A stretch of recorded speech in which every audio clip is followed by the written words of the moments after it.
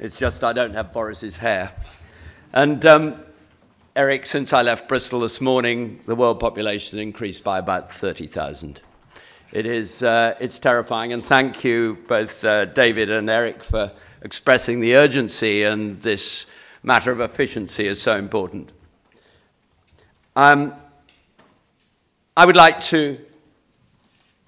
I'd like to reassure you that I'm not just a politician. I'm an architect, I'm an entrepreneur, I'm a brewer, and I'm a writer, and I wrote a booklet called Races Against Time in 1983. And I read it again and I think, my goodness, it was as urgent then, and it's even more urgent now, and we haven't moved half far enough. I represent the core cities. We have 10 core cities in the UK, going from Glasgow to Cardiff, and 8 of the principal British cities that are not London. And in there, I hold the portfolio for energy and climate change and resilience. And so I've deliberately taken my short tenure as mayor into one of being a very strong climate advocate, climate action advocate. Bristol, no doubt not all of you know Bristol. It's a city of 500,000, historic, complex, hilly, water, green, a third green and water. So we have a brilliant base. Other than the fact, a complex city has been a very, very difficult one in which to inject a load of people driving around in cars, mainly just a single driver without passengers.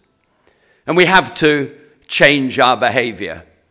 And sometimes, as a leader, I come across an enormous amount of resistance. I've even had tanks on the street against my parking and transport policies, which I don't think many leaders can claim outside Eastern Europe.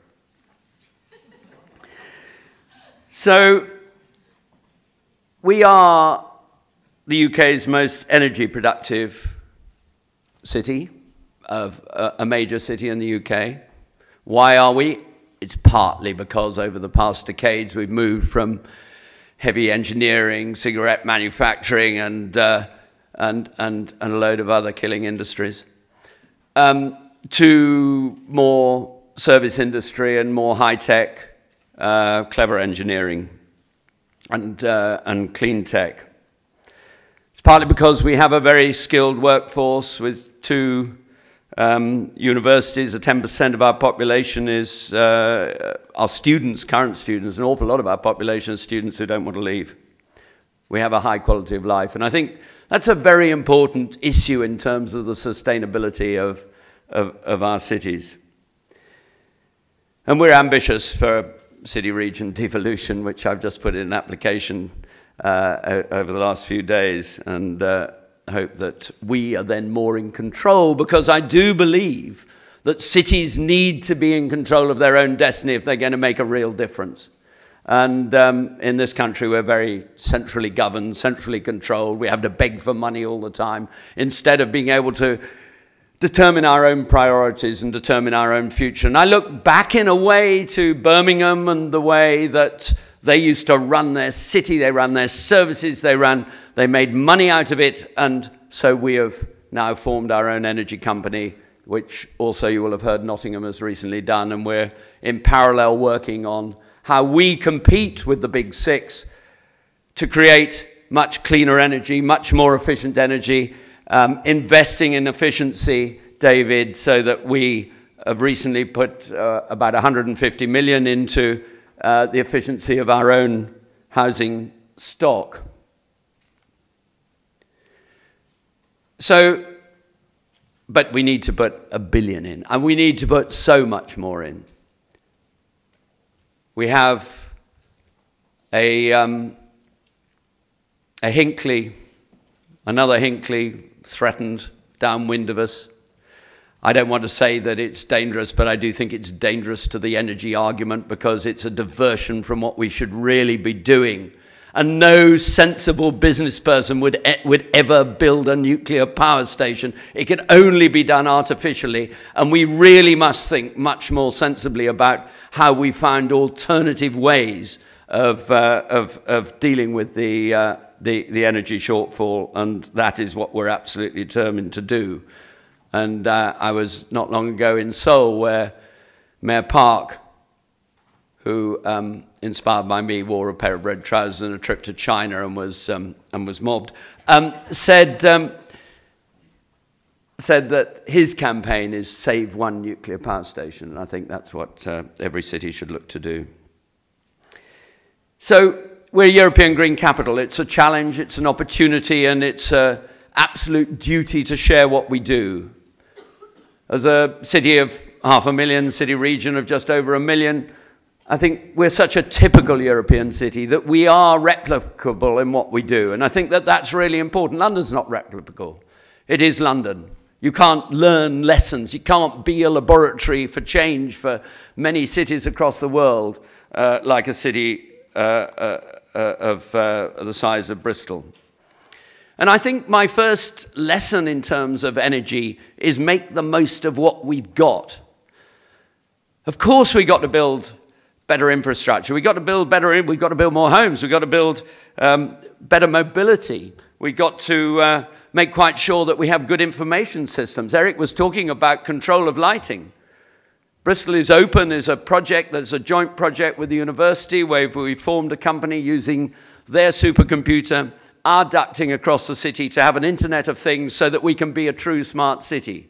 And we are working with places like Guangzhou, you know, a city that's 16 million or 20 million, depending how you count it, depending whether you include the migrant workers or not. And if we can make, as a little city, a little impression on a city like that, we've made a big change in the world. And that, I think, is the duty that we've got. But we can only do it in partnership.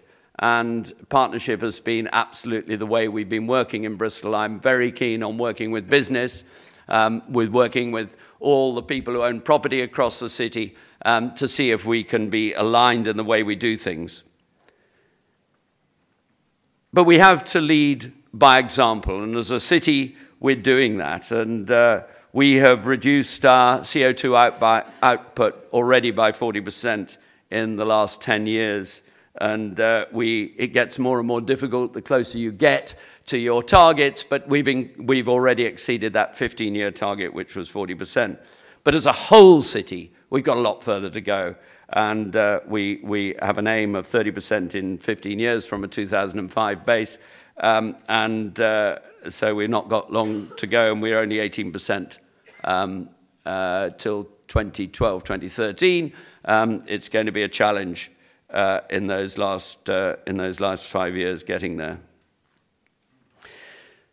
So ambition is vital, setting up our own, you know, taking much more control of our own future.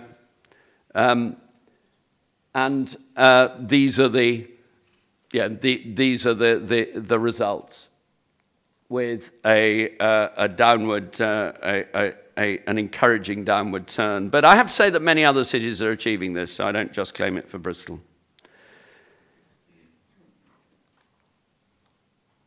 Now, this is not in order to sell Bristol to you. We won't house you like this if you come to Bristol. But what is vitally important is that we make sure that our own housing estate is as efficient as possible, and that is what we've been investing in. We're investing in attraction of green business, business that does business in a green way, as well as business that invests in clean technology and other things. And as part of our green capital, we've just completed this green business park in order to encourage those who want to work together to come up with the solutions. And what's important is that we have a really mixed aggregate, I think, in terms as an architect, of a mixed aggregate of the big, the Phillipses, and the little, the startups that inject so many ideas into the big companies. And I think that that's, together with our universities, gives us that aggregate. I put a huge amount of stress on investing in active travel. cleaning up our act, cleaning up our air, making sure that we have a healthy population. Health and well-being comes above GDP to my mind, but I think GDP follows. And it's got to be that way round rather than the other way round. You go to a Chinese city and all they'll talk about is GDP, and it sounds fantastic and you half believe it, but actually you go and look at some of the results and it is not the sort of place sometimes that you would like to live in. I believe very strongly in investing in public realm. This is the largest Georgian square in the country, not quite as big as Hurlingham Park. It had a 4-lane highway going through it.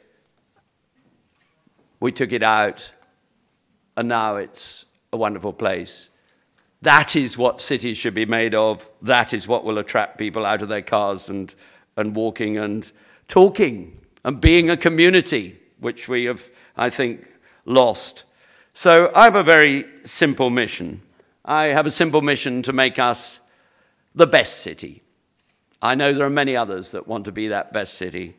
And I think to do that, I want to make quite sure, because I believe a good city is not one that's just good to itself, that it is good to the rest of the world. So I'm unashamedly a traveling mayor. I think the Telegraph had me as the most traveled mayor, because I believe that we should, as cities, be advocates, not just to other cities, but to national governments.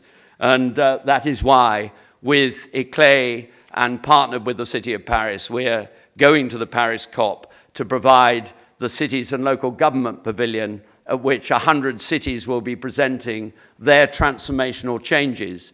And I hope that any of you that are coming to Paris will be there, and we hope very much that the national delegations will take notice of us. I'm applying to be on the UK national delegation representing the core cities of the UK. I somehow doubt the government will have me, because they'll probably think I'm too radical. But working with the global networks is vitally important. Now, I just open an invitation to you.